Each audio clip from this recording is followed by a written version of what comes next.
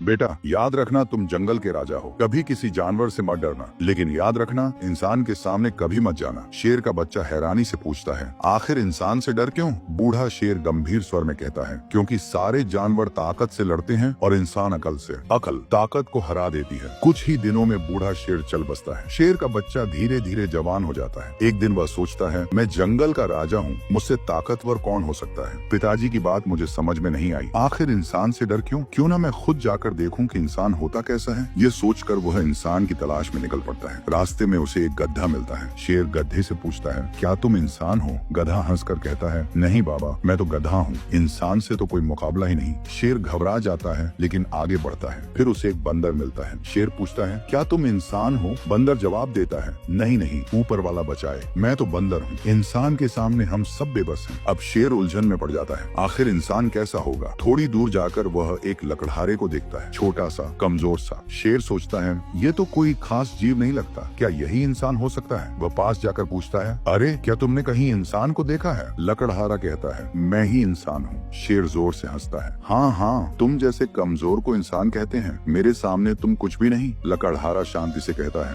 देखो, बात ताकत की नहीं, बुद्धि की होती है। तुम मुझे पहचानने में गलती कर रहे हो। शेर अचानक गुस्से से दहाड़ता है, नहीं, मैं मानने वाला नहीं। लकड़हारा कहता है, ठीक है, चलो किसी को बुलाते हैं जो फैसला करे, लेकिन तुम कहीं भाग न जाओ, इसलिए बेहतर होगा कि मैं तुम्हें रस्सी से बांध दूं। शेर घमंड से कहता है, हाँ हाँ, बांध दो, मुझे किससे डर। लकड़हारा उसे मजबूत रस्सी से अच्छी तरह बांध देता है और फिर डंडे से उसकी जमकर पिटाई करता है। शेर दर्द से हांफते हुए कहता है, अरे बस करो, तुम ही इंसान हो, अब मुझे समझ